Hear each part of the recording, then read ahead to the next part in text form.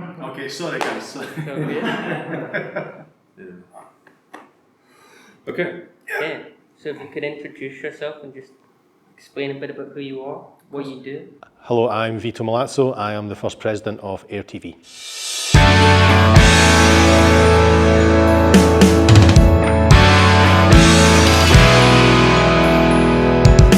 Before AirTV came around, Stirling University was a desolate landscape. If anyone's ever seen any Mad Max film, apart from the first hour of the first one, that is exactly what Stirling was like, metaphorically, before AirTV came around. When I went to university, that was between 2000 and 2004, so that's around 20 years ago now since I graduated. Our film and media course was pretty much theory-based for its first few years and then practical. People still had the need for an outlet for their creativity, which the official media course couldn't. And when I first went there was a society called VideoWorks, which was dedicated entirely to cinema, as you would expect. I started in VideoWorks as the equipment officer, so I was in charge of the editing equipment and the camcorders, which were our cameras at the time. We were very much in competition in terms of getting members in with Air3, the radio station, Suds, the drama society, and Brig, the newspaper. They were very much the big three. And what we needed was something that was a bit more consistent than just our annual Oscars. Once the VideoWorks team had kind of graduated out, it was then down to the newer committee members like myself to kind of see what we wanted to do and move forward. And what we came up with was what became AirTV. So the society, what do you guys have to say about the society? Basically AirTV is basically what the uni should be doing course-wise.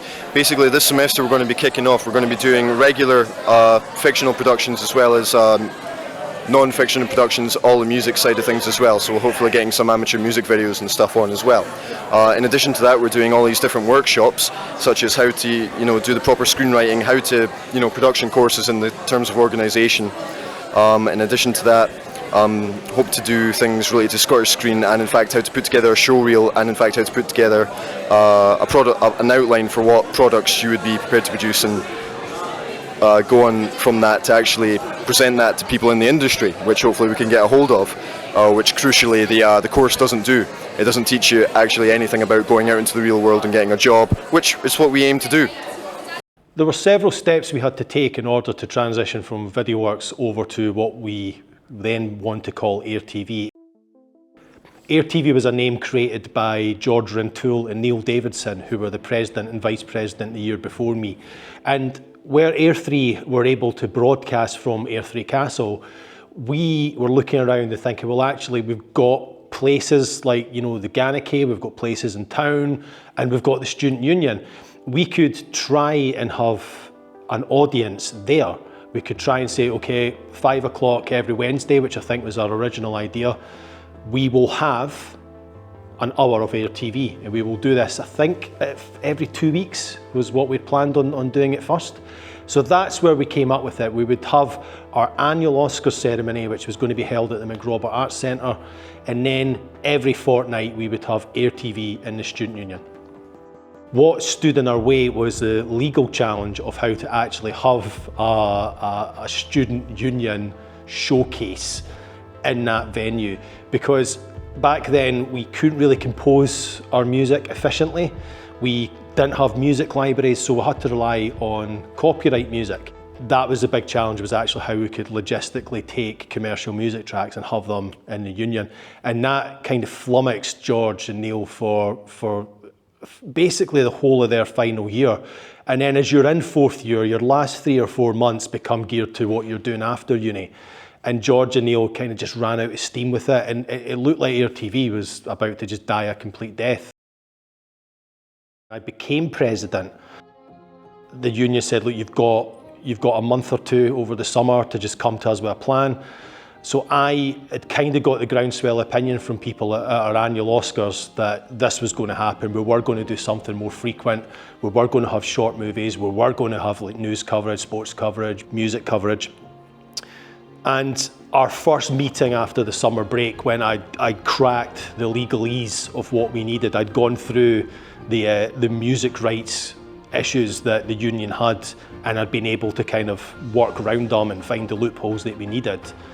That is when I knew something was going to happen, but I realised other people believed it, because our first meeting after that summer break was my first official meeting as president, and we were in one of the halls in the Cottrell building, and it was rammed. People were just really wanting to hear what was going on. And I think anyone who went to Stirling who had any interest in making stuff was part of AirTV. So I'm Mark Lacey, and I was in AirTV. I was the president of AirTV from 2004, 2005. An average week at AirTV around that time was fucking chaotic, to be honest. It was still early in working out what we were doing. I think in those days we used to screen in what was the studio, which was the Student Union Bar. And so we used to do a weekly show from memory. You would be sharing a media office with Air3 and Brig, and one of our first weeks we'd reached out to some top politicians who had gone to Stirling University, who were high up in the government at the time, and we would be going over to Edinburgh, interviewing them, bringing back the footage. And you could feel something was happening, because, you know, the newspaper people were wondering how we got those interviews, and the radio people were like, why are they doing stuff instead of just sitting around talking about who their favourite actor is. We had news, which was kind of stuff that was around campus, sport, which was, yeah, you know, filming either football matches, rugby, things like that. Trying to encourage much drama. There was a lot of talk about doing a soap, which never quite happened. So those first couple of weeks were like great. We had an absolutely fantastic head of news, a woman called Hannah Bardell, who was an SNP MP until very recently. And she was so proactive about getting things in the local area. We had a fantastic head of music, a guy called Cameron, who had somehow found his way into the inner circle of Biffy Clyro. So we'd launched with a news piece about a controversial construction that had happened in Stirling, but also an exclusive interview with Biffy Clyro. And that was something that, you know, we weren't ready for. We weren't ready for like the demands of doing this and also trying to do our studies and our second jobs. So it felt great. It was like an adrenaline rush. You know, you're in the office till like 1, 2 in the morning. Sometimes you'd go out partying and then come back at the office to like finish an edit and then get the programme out on the video cassette, which was fucking hardcore, to be honest, because you'd have to edit the show, make sure it was okay, and then watch it in real time as it got burned onto video. So it was fun. Like I miss those days, because focusing on getting something off us to a certain quality, or what we thought was a certain quality, because if you look at the videos now, it's like looking at the Dead Sea Scrolls. Me and Vito had worked together quite a lot when he was the president, and, you know, big shoes to fill, literally and figuratively. It felt at the time like a lot of responsibility. I guess looking back it feels a bit different, but at the time it did feel like it, especially as it was new and it was kind of starting, and we'd only just managed, I think sort of the year I did it was the first time we'd sort of managed to get it going, a sort of regular programming every week. So it felt like a lot of work and a lot of responsibility. So remember we made a lot of great, we used to do a lot of short films. I made 3 or 4 short films while I was there, and they were always those films. We did a zombie one, and I remember everyone was pretending to be dead and making zombie dying sounds, and my neighbour came and knocked on our door because he thought we were all in trouble and that something was happening. And yeah, and all that. And I used to really enjoy the Oscars, like the end of the year, like having a chance to show people the films and everyone having a bit of a party was always fun as well. But yeah, those things were always good. So what do you think of AirTV? Yeah, it's pretty good, I guess. Yeah, you have to pay £10 to join though, which is a rip-off. We're a highly motivated, well-organised, entirely student-run TV station. We're currently broadcasting every week on Wednesdays. This is likely to be changing quite soon now. It will be changing. We'll soon be broadcasting every single day.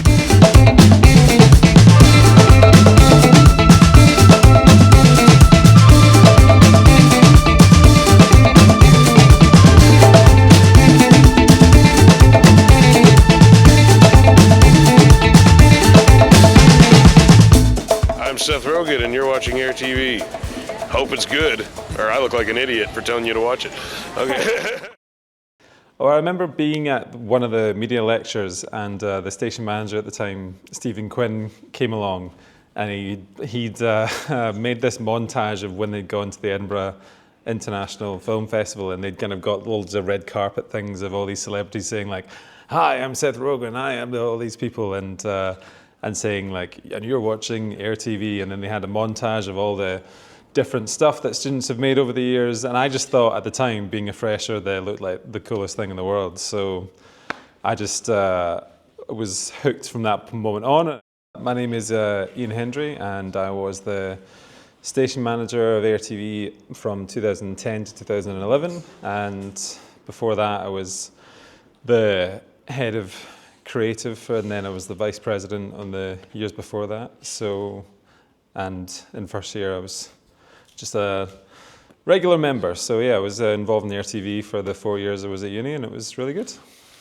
I think the first time I wanted to go for station manager was maybe kind of during some of those early years where attendance for AirTV was quite low. And like I said, there wasn't really many people at all coming along to our meetings. There wasn't really much engagement with the student body.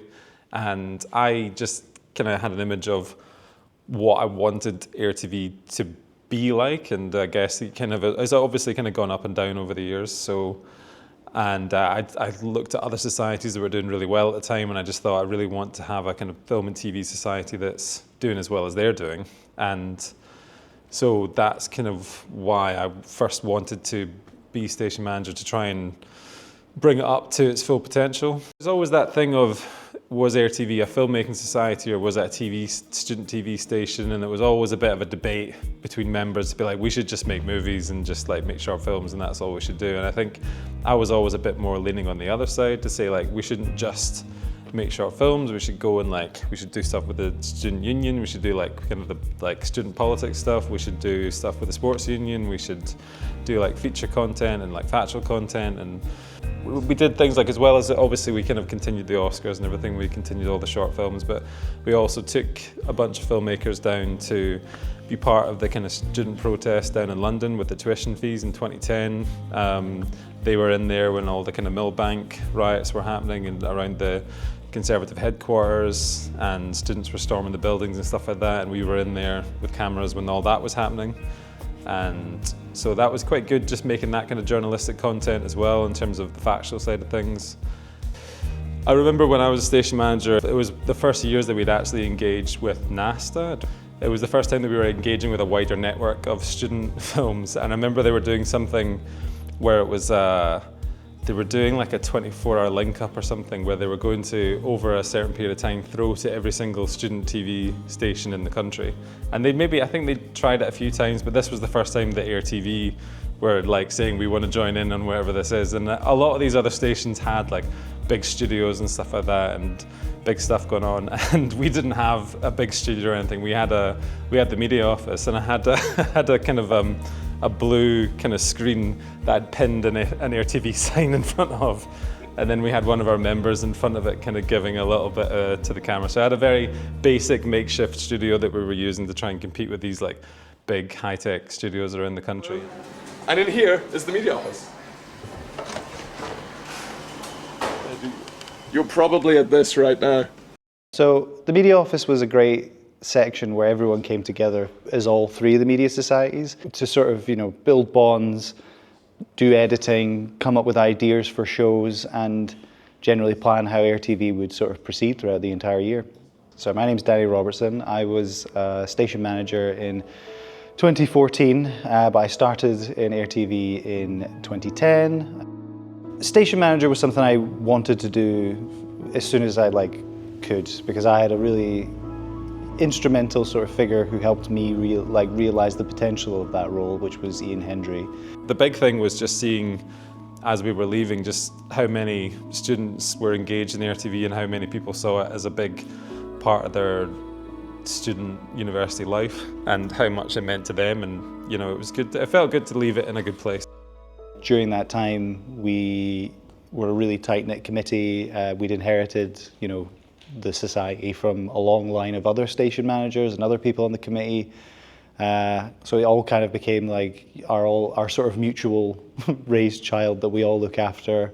I jumped into the role of station manager really quickly, and I had a great committee behind me, which really helped me to have a fantastic year in the time I was there. We put in new events like Scene Stealers. We kept things like lock-ins and 48-hour film festivals so that we could bring people together to make films in sort of concentrated periods of time. We set up outward connections into the Stirling community with people like Creative Stirling, which allowed our members to shoot like event coverage for them and edit it.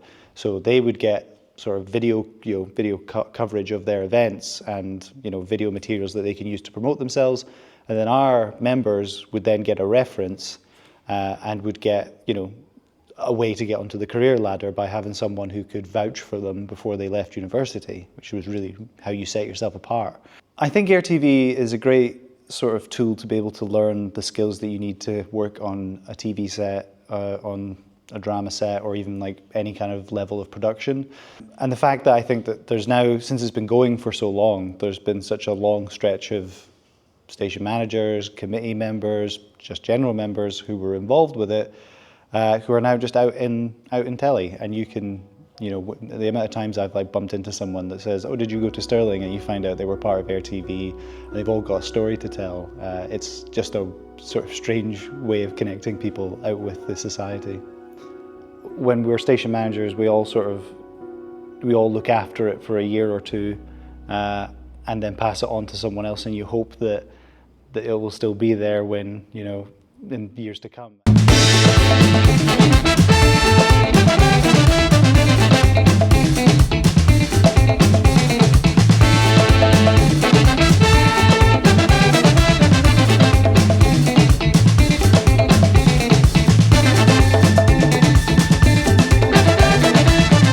Hello, I am Colin Baker, the 6th Doctor, and you lucky people, are watching AirTV! Yeah, so 2020 was a very unprecedented time for a lot of people, but definitely for the Filmmaking Society, it definitely took it into a bit of a different direction. It was, I would say, quite a bit of momentum from that year, and a lot of people were very excited towards that end, especially a lot of the first years, such as myself. And then it all sort of just stopped. And it felt like we didn't really finish that year from how it had been built up, with everyone talking about the Atlas and the big end of year celebrations. Never really happened, which was a shame. And then it went into 2021 where COVID continued and we had to adapt. So that meant Josh Simpson, who was the president at the time, was leading all the workshops online through Zoom, which is quite difficult to make engaging.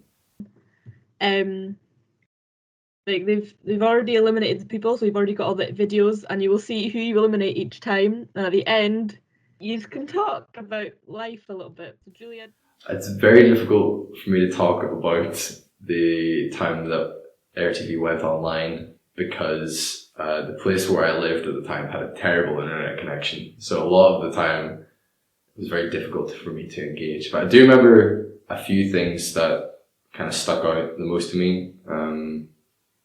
One of them was just having people to talk to over the course of the lockdown that wasn't the two people I lived with, which was a nice break from things. And the other one was just meeting one of the two new people was nice. I didn't expect to have any new people at the society, but then there were, and they were very, very talented.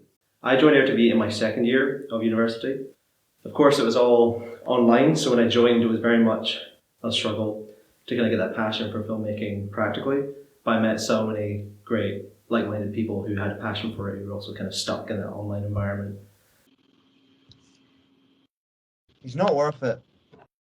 I remember there's one particular one where we had to do, it was just like a scene to do, to recreate a scene from your own flat at home using just the equipment or whatever you could find in your flat. And I think it was one where we had to recreate a scene from Harry Potter, and I was Ron, and I sort of shout in my own laptop in my room, and flatmates are like, the fuck is he doing? But, I mean, we got through it, and then came on to my year of being president. My name is Ian, Bayfield. I was president of AirTV from 2021 to 2022. My biggest directive as station manager at that time was just get the thing working again. Well, I think the big part of me running for station manager was no one else said they were going to, and without a prep station manager, the station doesn't run. And I think AirTV had given me enough at that time where I kind of knew that I didn't want that to happen. It was definitely a very tough time. Coming out of COVID, there was 10 members left in the society. They were all committee. And then following that, trying to build the numbers back up and trying to get people engaged and enjoying their time at AirTV. So that was holding weekly workshops, going to the pub afterwards, trying to engage with people and really trying to make AirTV feel like it did to me whenever I joined and try and get it back to where it was before COVID happened. Building a community back up around the society with things like end of semester screenings to show back all the different videos we've made over the year. I think that was a really good idea that helped people celebrate the sort of stuff they'd done over the year. And then obviously the Atlas, bringing that back was a really big triumph, I think. Really was a nice send off for the year. Started with 10 people, ended with about 60-ish regularly coming to meetings, which I think I was quite proud of to get that sort of growth back into the society. I feel like passing on the baton after that year was a large weight off my shoulders. I don't know if it was any more put onto the next guy. I hope not. Hope it was easier. Join AirTV. If you want to make some films, want to have some fun, come to AirTV. Wednesdays at 7 p.m. I'm Callum County, and I was president of AirTV from 2022 to 2023. For getting the numbers back, I don't think that was much of a challenge. I think it was a weird time. It was a society boom at the start of our fourth year, where everyone was kind of just like, they've had a year and a half of no societies, no in-person stuff, and people were just like, not just AirTV, we're all excited to go. So it was quite a big wave of people. But I think the challenge was keeping that people to stay there, because I think for Give It a Go, we had almost record numbers from when I was there, and trying to maintain that kind of like encourage people to stay, and there is something to get out of it, and you will meet people. I feel like was the biggest challenge.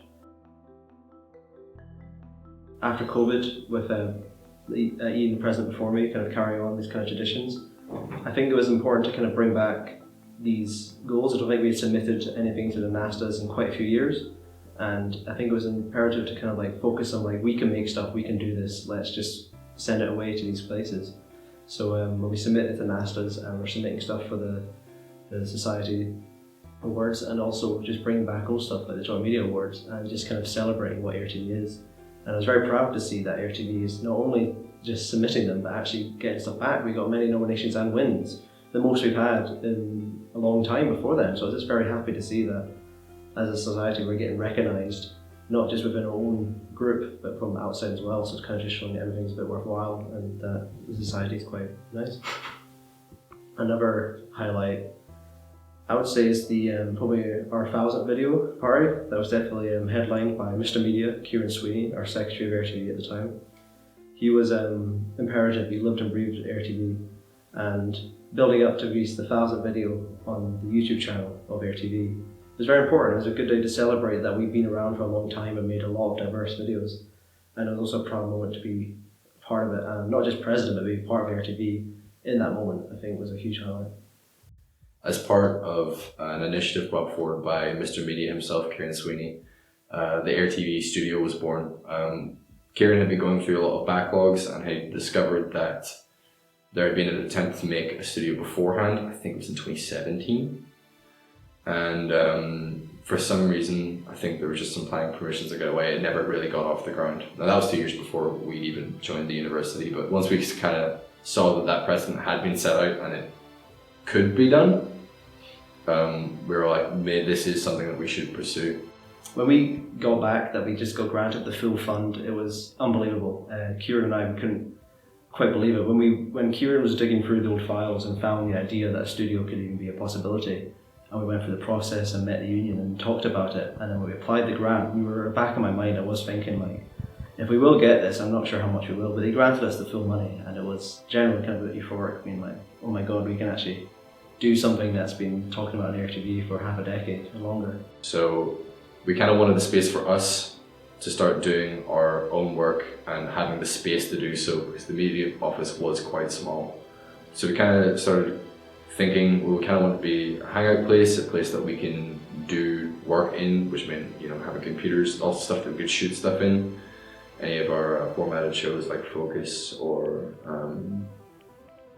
anything of that sort of variety. And we kind of wanted to have more,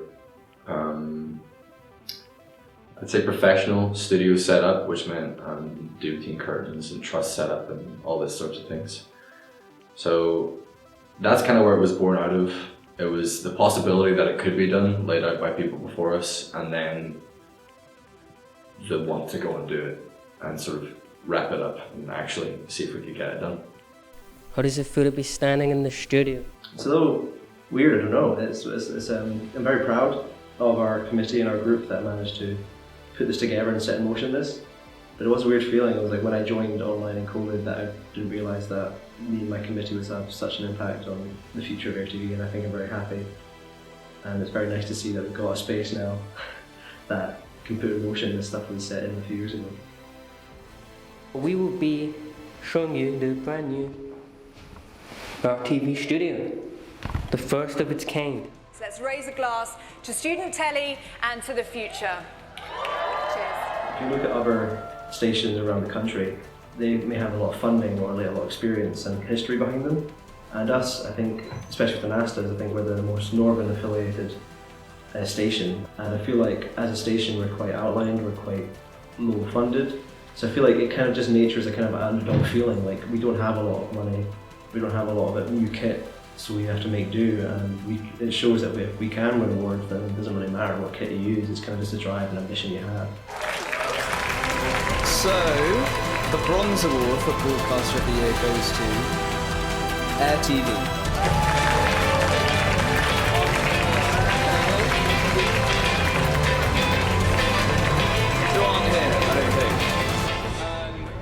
If I may make a boxing analogy, if other television stations are Apollo Creed or Ivan Drago, then AirTV is Rocky Balboa.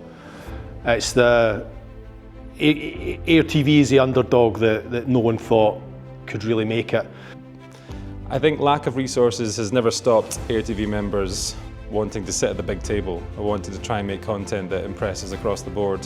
And I think in spite of the lack of resources, AirTV content has won awards at NASTA, it's got nominations at NASTA, it's got kind of a national recognition in the kind of NUS awards. I used to go to other screenings that other universities had and watch the 16mm or 35mm films come out and feel a bit overawed, but at the same time I knew we didn't have those resources, but we could tell more interesting stories.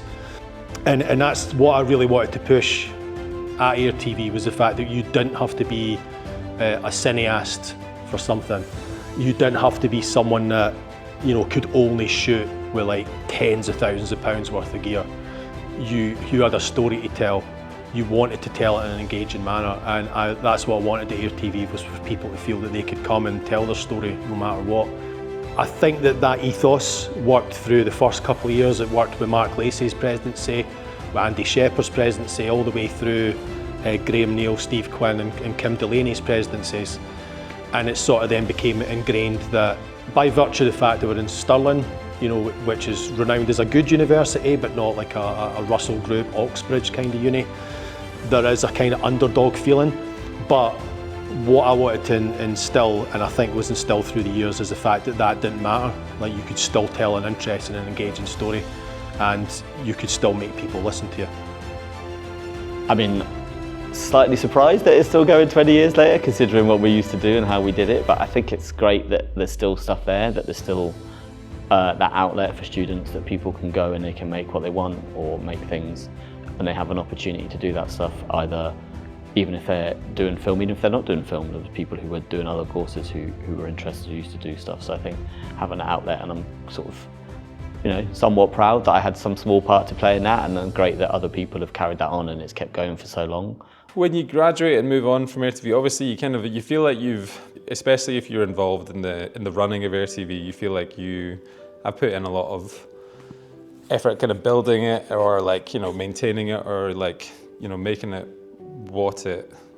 helping it reach its potential and everything like that. And then I guess when you get to the end of it, it's always a bit of a sad thing when you step away from it and then pass the torch to the next generation who are going to continue it on. But I think it's just been good to see it like thrive over the years, and it's good to see that it's always, I mean, I remember being in my present work, they'd send me a lot of work experience from Stirling University, and a lot of them were AirTV members, and it was always good to see how it's doing in the future and what people are doing with it in the present day. The fact that it is still there, that it does give people the same opportunities that it gave me, which was to gain a community of friends, to learn skills, understand camera work, sound, editing. It's lovely to see that, you know, even now that it still continues on and still has the people who care about it enough the same way we did in order to make it like as welcoming a place as it was for us.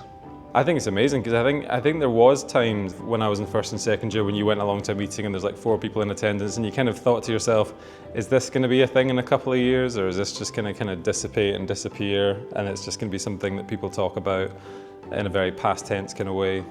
But the fact that you can, seeing what it is today in terms of you guys have all your merchandise and the scale of it, all these little foundations that have been built over the years in terms of the screenings of the McRoberts or the kind of yearly team building events, all of that has been like built on over the years and gotten bigger and bigger, and that's fantastic to see, I think. So from going from when I was in first year thinking, I wonder if this is going to exist in a couple of years, to seeing what it is today, I think it's incredible.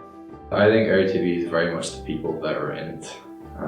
It's always been a good group of people, and I think that makes it a really special place. Everyone there, at least in some regard, is friendly and wants to, you know, make films with you, be friends with you. So it doesn't matter if you're like completely new to films and are a biology student and not really interested, or if you're the most film obsessed fan in the world. It was a way for you to interact. You look through the backlog of Vimeo or Facebook or YouTube, you'll see tons and tons and tons of content created by some really, really talented people. And I think that's the best thing about the society. It sort of fosters that sort of creative mindset and lets people really go out there and make stuff because they want to. And that's really important, I think. So I think what made AirTV was just the people, the attitude, and just the overall camaraderie that kind of came from it. I wouldn't say I've got a complicated relationship with AirTV. I think this is the first time I've done anything official with AirTV after 20 years of being away from Stirling. It's not because I'm embarrassed at all. I didn't realise until I was told that there was an award with my name on it that I'd actually done something good with AirTV. I thought I'd just annoyed the student union and dug through the legal books they wouldn't expect me to. And when I hear that AirTV are one of the top 3 student television stations in the country, and right now the top TV station in Scotland, what? Then, you know, I'm proud. And in terms of watching on, I couldn't be prouder. You know, it's like my kids just won an Olympic medal and scored the winner in the FA Cup at the same time. It's, you know, through the years, everyone's just innovated so much, you know. Andy Shepherd came to me with this idea about going online, which I didn't understand at the time, but then of course YouTube's come out, Vimeo's come out, and this is just like a progression, and I'm so glad it's a progression. It's not just like, you know, what we used to do at VideoWorks, which is like film each other trying to do Al Pacino impressions. Al Pacino's an actor from, some films. When I hear that people have got lifelong friends from AirTV, when I hear that people have got, you know, the career because of AirTV, they've found themselves because of AirTV, I feel that that's job done for myself. That's what I wanted, is I wanted people to feel welcome. I wanted people to feel one with their creative process, no matter where they came from and where they were going to go. So if there's people out there that are doing what they want to do, even if it's not in the industry, and it's because of AirTV, then I couldn't be humbler and I couldn't be prouder.